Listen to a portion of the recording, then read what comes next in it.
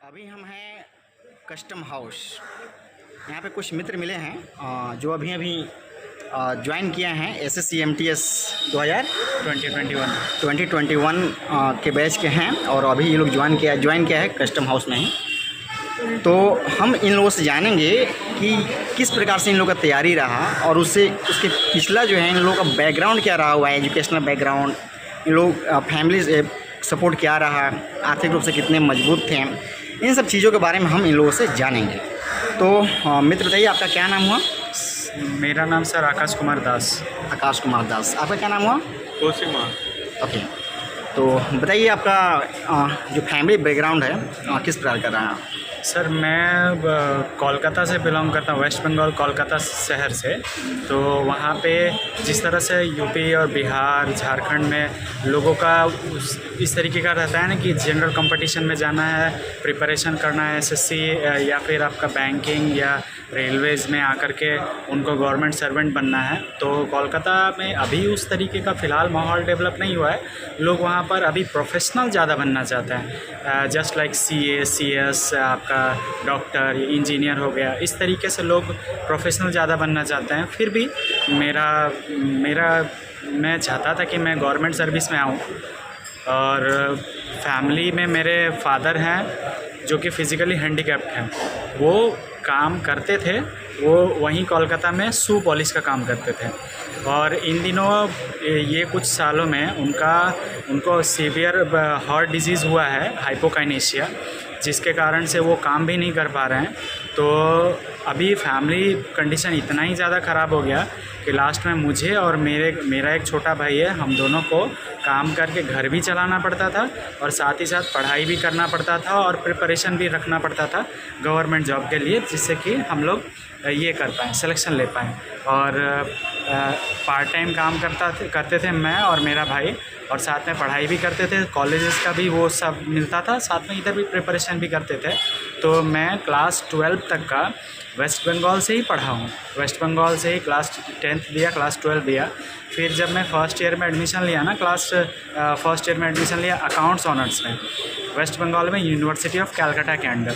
लेकिन उस समय मेरी सिस्टर भी थी, मेरी बड़ी सिस्टर जो मेरे साथ पढ़ाई कर रही थी, साथ में मेरा भाई भी था।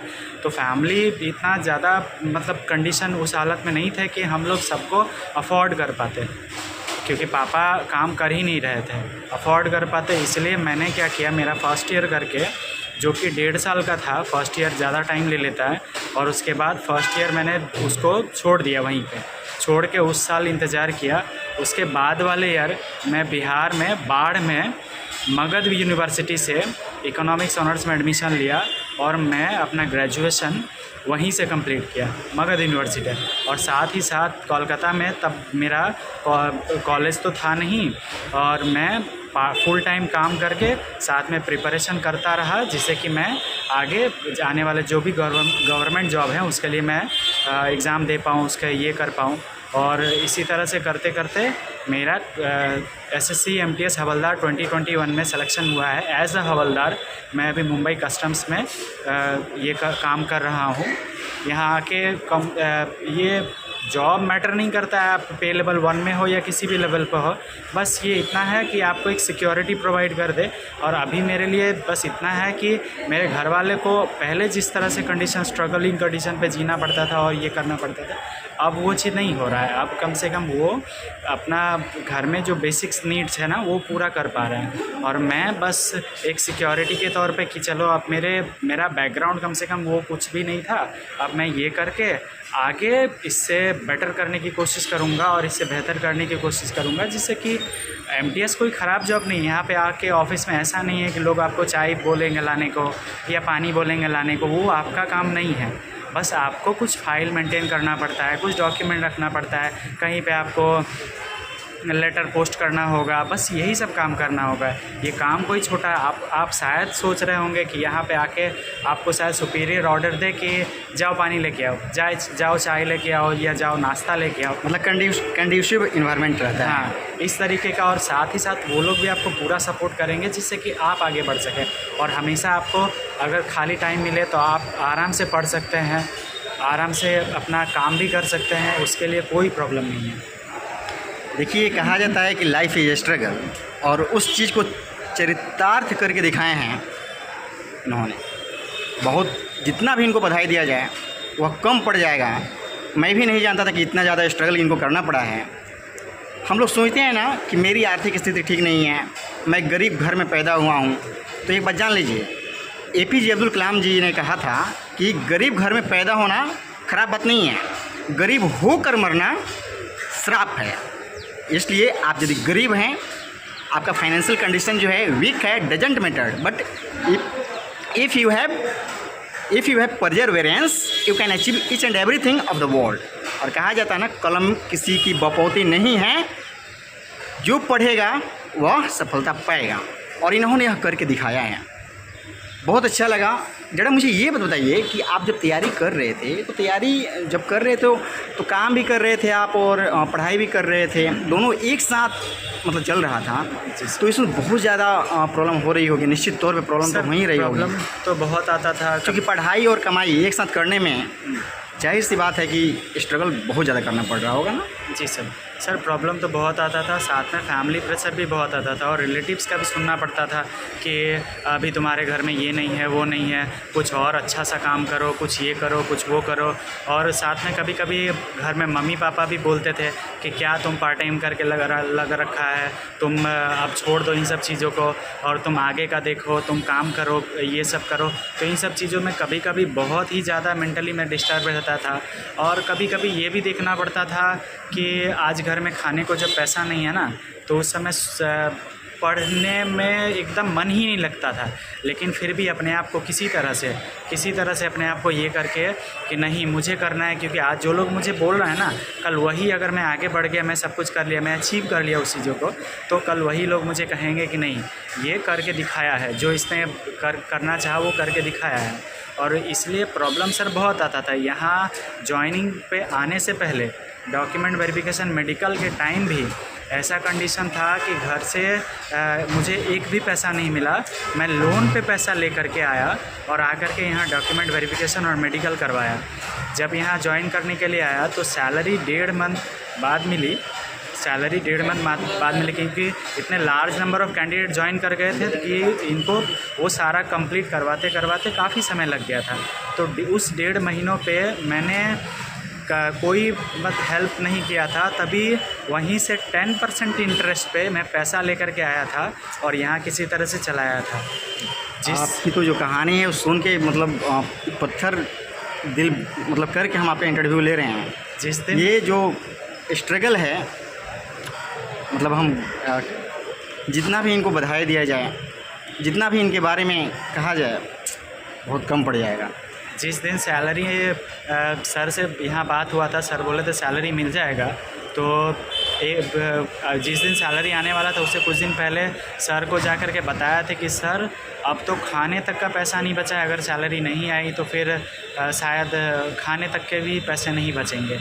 लेकिन वो अब भगवान का शुक्रिया कि उसके जस्ट एक दिन बाद ही सैलरी मेरे अकाउंट पर क्रेडिट हो गया और तब बहुत खुशी हुआ। और साथ ही मैं अपने घर में पापा को सबको बताया कि पहली सैलरी आ गई और आने के बाद अब फ़िलहाल ये टेंशन नहीं है कि घर में किस तरीके, क्योंकि मेरे पापा को हार्ट का प्रॉब्लम है ना, वो बहुत ही बीमार रहते हैं।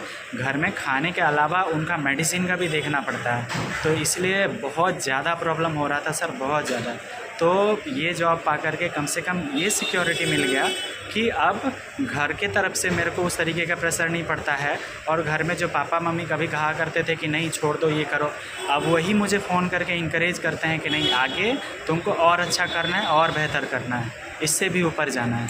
और अब अच्छा भी लगता है सर, जब मेरे वजह से घर का प्रॉब्लम सॉल्व होता है तो अच्छा भी लगता है, मन में खुशी भी आता है। सही बात है। और देखिए इनको जो सैलरी मिली और इन्होंने जो स्ट्रगल किया, इसमें बहुत सारे लोगों ने, क्योंकि बहुत सारी इस दुनिया में यदि ख़राब लोगों की संख्या है तो उससे ज़्यादा अच्छे लोगों की भी संख्या है, इसी कारण यह दुनिया भी चल रही है।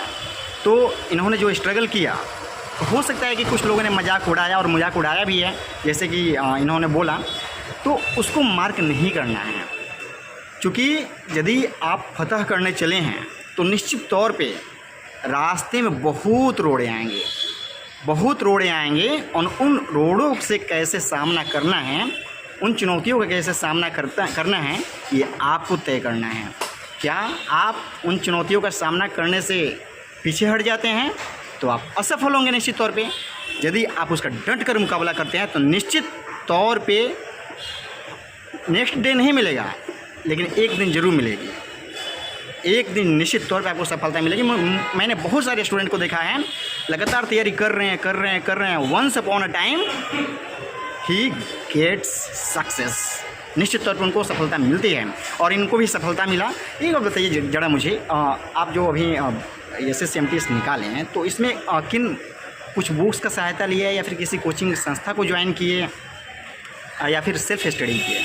सर कोलकाता में, जैसे कि मैं बिहार में कुछ मेरे रिलेटिव्स रहते हैं, जब भी मैं उनके यहाँ जाता था या अपने कज़न ब्रदर के यहाँ जाता था तो मैं वहाँ देखता था कि बिहार में उस तरीके का कल्चर बन गया, माहौल बन गया कि लोग एक साथ जा रहे हैं, मॉक लगा रहे हैं, लोग एक साथ जा रहे हैं। तो इस तरीके का कल्चर या इस तरीके का माहौल कोलकाता में नहीं है। वहाँ पे बड़े बड़े इंस्टीट्यूट हैं, राइज़ और भी बहुत ज़्यादा, जो 1-1 लाख रुपए लेते हैं स्टूडेंट से सिर्फ इसलिए कि प्रिपरेशन कराएं। तो मेरा फैमिली कंडीशन भी वैसा नहीं था कि मैं 1-1 लाख रुपए पे करके उनको मैं इंस्टीट्यूट ज्वाइन करता और फिर प्रिपरेशन करता और फिर जॉब निकालता। तो मैं कुछ बुक्स लेकर के आता था और उन्हीं बुक को घर में बैठ के सेल्फ स्टडी करता था और मैं उसी से कुछ बुक्स और कुछ यूट्यूब से फ्री, कोई पेड कोर्सेज नहीं, फ्री लेकर के मैं ये तैयारी चालू किया और उन्हीं सब से अपना जो भी नॉलेज है गेन किया, अर्न किया और SSC-MTS का एग्ज़ाम दिया, जिसमें मुझे सफलता मिली और मैं 2021 SSC-MTS हवलदार में सिलेक्शन लिया। मतलब self help is the best help. जी आप कोचिंग जाइएगा, समय की बर्बादी भी होती है। यदि आप सेल्फ हेल्प करना चाहते हैं, यदि आप सफलता पाना चाहते हैं तो निश्चित तौर पे आप अपने आप को पूरा मौका दीजिए तैयारी करने के लिए। क्योंकि आप 1 year only, if you are providing 1 year, then after your success will be in front of you, because perseverance होना चाहिए। बिना लगन के कुछ भी नहीं हासिल हो सकता। इनके पास लगन था। उस एडवर्स कंडीशन में जो तैयारी की है, शायद ये सबके पास होनी चाहिए, लेकिन बहुत सारे स्टूडेंट जो है यह सोच के थक जाते हैं, यह सोच के बैठ जाते हैं, यह सोच के रुक जाते हैं कि मेरी तो समस्याएं अधिक हैं। तो जान लीजिए दुनिया में समस्याओं की भरमार पड़ी हुई है, या आपको तय करना है कि उन समस्याओं से कैसे निजात पाएँ। दुनिया में कोई ऐसा इंसान नहीं है जो समस्याओं से बच गया हो। हर एक इंसान को समस्याओं का सामना करना पड़ा है, निश्चित तौर पे करना पड़ा है। तो चलिए मित्र, बहुत अच्छा लगा मुझे आपसे बात करके। और जो आपने कहानी बताया, मैंने फर्स्ट डे से ही, जब मेरी मुलाकात इनसे लगभग 15-20 दिन पहले हुई है ना, 15-20 दिन पहले हुई है, तो मुझे लगा कि इन्होंने ना बहुत ज़्यादा स्ट्रगल किया है। लेकिन इतना स्ट्रगल किया है, मैं भी अननोन था इससे। आज जो मुझे पता चला ना तो दिल तो समझिए भर आया है। और क्या बताऊं इनके बारे में। हर एक बच्चा को जो भी तैयारी कर रहा है उसको इन स्ट्रगल्स से जो है सीखनी चाहिए और अपनी तैयारी को परजर्वेरेंस के साथ आगे बढ़ाना चाहिए। आप जो नेक्स्ट स्टूडेंट्स आने वाले हैं, जो SSC का तैयारी कर रहे हैं, जो एग्ज़ाम नेक्स्ट देने वाले हैं, चाहे वो CGL का हो, आप तो CGL की तैयारी भी कर रहे हैं ना अभी। और CGL इनके पढ़ाई जो है ना रुका नहीं है, क्योंकि कहा था ना मैनी मिकल्स मेक्स अ मिकल, बूंद बूंद करके घड़ा भरता है। तो सर्वाइवल के लिए इन्होंने एक नौकरी पकड़ ली है और ये तैयारी आगे कर रहे हैं, अपने आप को प्रोसीड कर रहे हैं, अपने आप को अपडेट रख रहे हैं और लगातार ये एग्ज़ाम भी दे रहे हैं। और भगवान करे, मेरी भी इच्छा है, हार्दिक इच्छा है कि इनको जल्दी सफलता मिले और इससे भी बड़े पदों पर जाएंगे। मेरी शुभकामनाएं इनके साथ रहेंगी। आप बताइए कि नेक्स्ट जो स्टूडेंट आने वाले हैं उनके लिए आप क्या सजेशन दीजिएगा? सर नेक्स्ट स्टूडेंट जो आने वाले हैं उनके लिए मैं यही कहूँगा कि देखिए, आपके आसपास बहुत सारे ऐसे लोग होंगे जो आपके माइंड में नेगेटिव थॉट्स डालेंगे, जो आपको कहेंगे, क्योंकि आपको किसी का नहीं सुनना है, आपको बस खुद का सुनना है। और ये ज़रूरी नहीं कि आप बड़े किसी इंस्टीट्यूट ज्वाइन करें और वहाँ जा कर के आप प्रिपरेशन करेंगे तभी आपको सक्सेस मिलेगी, ये ज़रूरी नहीं। आप यूट्यूब का सहारा ले सकते हैं, आप बुक्स का भी सहारा ले सकते हैं, आप सेल्फ़ स्टडी कर सकते हैं और सेल्फ़ स्टडी करके आप किसी भी एग्ज़ाम को निकाल सकते हैं। ज़रूरी नहीं कि हम किसी बड़े इंस्टीट्यूट को ज्वाइन करें तभी हम सक्सेस पा पाएंगे, बस कंसिस्टेंसी होना चाहिए, ये याद रखें हमेशा। ऐसा नहीं हो रहा है कि आज हम सारा दिन पढ़ लिए और उसके बाद 3 दिन तो पढ़े ही नहीं हैं। और ऐसा नहीं होना चाहिए। आप अगर डेली 4 घंटे या 6 घंटे ही पढ़ें और डेली पढ़ें, आपके पास प्रॉब्लम आ रहा है, आप कहीं काम कर रहे हैं, काम करने के अलावा अगर आप पढ़ाई को समय दे रहे हैं, भले वो 4 घंटे ही दे रहे हैं या जितना भी समय दे रहे हैं, लेकिन कंसिस्टेंसी हमेशा रहना चाहिए, तभी आप सक्सेस कर पाइएगा। अगर आप 2 दिन पढ़े और फिर 3 दिन ये कर दिए, हाँ आप महीनों पढ़ रहे हैं, महीनों ये कर रहे हैं, बीच में एक आधा दिन आपका तबीयत ख़राब हो गया है, घर में कोई आ गए, आपको किसी काम से बाहर जाना पड़ा, तो वो चल सकता है। लेकिन ये नहीं कि आप 2 दिन 4 दिन पढ़ें फिर 2-3 दिन गैप कर दें, फिर ऐसे ऐसे करते करते इस तरीके से आप प्रिपरेशन नहीं कर सकते। आपको अगर सिलेक्शन लेना है तो आपको बस फोकस करना पड़ेगा एक ही चीज़ पे कि मुझे पढ़ाई करना है, चाहे किसी भी तरीके का बैरियर्स आ जाए, चाहे कोई भी आ जाए। जैसे कि मैंने अभी कहा ना कि कभी ऐसा भी समय आया ना कि घर में आज क्या खाना बनेगा, खाने को पैसा नहीं है। सोचिए उस समय माइंड में क्या इफ़ेक्ट पड़ता होगा। फिर भी मैं अपने आप को कहता था कि नहीं, अभी इस कंडीशन से अगर निकलना है तो बस पढ़ना पड़ेगा और आगे बढ़ना पड़ेगा। कहते हैं ना कि छेड़िए मत और छेड़िए तो छोड़िए मत, और इन्होंने छोड़ा नहीं, लेकर ही दम लिए। चलिए, बहुत अच्छा लगा आपसे बात करके। और जो भी मित्रगण आगे आने वाले हैं उनके लिए आपने अच्छा सजेशन दिया। बहुत लोगों को देखा जाता है कि अच्छी तैयारी होते हुए भी वे लोग एग्ज़ाम में अच्छा परफॉर्म नहीं कर पाते हैं, उनके लिए आप क्या कहना चाहिएगा? आपको भी ऐसा लगा एग्ज़ाम में? जी सर, बहुत बार ऐसा होता था। पहले जब मैं कंपटीशन में आया था तो जब एग्ज़ाम देने जाता था तो मैं घबरा जाता था, डर जाता था एग्ज़ाम से पहले क्या होगा। तो आगे जो स्टूडेंट है मैं उनको यही एडवाइस करना चाहूँगा कि डरना नहीं है, आपको मौका बहुत सारा आएगा, आपको अपॉर्चुनिटीज़ बहुत सारी मिलेंगी, ठीक है। बस आपको डर के एग्ज़ाम नहीं देना है कि इस एग्ज़ाम में नहीं हुआ तो आगे क्या होगा, आगे हम नहीं कर पाएंगे तो ज़िंदगी फिर वैसे नहीं होगी जैसे हम चाह रहे थे और जैसे हम चाहते थे। इसीलिए डर के जब आप फ्री माइंड से एग्ज़ाम दीजिएगा ना, तो वो क्या होता है ना कि बहुत लोग डर जाते हैं, तो डर के जो एग्ज़ाम का प्रेशर होता है, एग्ज़ाम हॉल का प्रेशर होता है ना, तो वो आपको नहीं करना है। मेरा सिलेक्शन एनटीपीसी में भी हुआ था सर। एनटीपीसी तब मैं अंडर ग्रेजुएट था, एनटीपीसी लेवल 2 और लेवल 3 में भी हुआ था। तो लेवल 2 में जब मैं टाइपिंग के लिए गया था ना, तो वो मेरा पहला टाइपिंग था। तो जैसे ही लोग, जबकि मैं टाइपिंग का पूरा प्रिपरेशन करके ही घर से गया था, तो जैसे ही वहाँ लोग टाइपिंग चालू किए ना, इतना तेज़ आसपास से आवाज़ आने लगा कि मैं घबरा गया। शुरुआत के कुछ सेकंड में मेरे हाथ कांपने लगे और मैं डर के कारण मैं टाइपिंग में डिस्क्वालीफाई हो गया। अगर वो घबराहट मुझे नहीं होता ना, वो मैं डर नहीं ये कर रहा था, तो वो जो मेरा कुछ सेकंड्स जो मेरा वेस्ट गया, वो मैं उसको ये कर सकता था और वो मेरा टाइपिंग शायद मैं क्लियर कर जाता। लेवल 3 में भी मेरा रिज़ल्ट हुआ था, लेकिन लेवल 3 में 0.67 नंबर से फाइनल मेरिट नहीं बना और मेरा ग्रुप डी में भी सिलेक्शन हुआ है, लेकिन मैं कस्टम्स में एज MTS हवलदार ज्वाइन किया हूँ 2021 और ग्रुप डी को मैंने ही ज्वाइन किया। चलिए, जब तैयारी बढ़िया हो जाता है तो निश्चित तौर पे जो है लाइन लग जाती है, क्रैक करते रहते हैं, लगातार क्रैक करते हैं। तो आप सब भी जो है निश्चित तौर पे अपने परजर्वरेंस के साथ जो है तैयारी कीजिए, निश्चित तौर पे सफलता आप सभी को मिलेगी। चलिए मित्र, आपसे बात करके मुझे बहुत अच्छा लगा। जितना भी मैं आपकी तारीफ़ करूँ वह कम रहेगा। और चलिए मित्रों, आप सबके साथ फिर मैं मिलता हूँ। आप सबको मेरा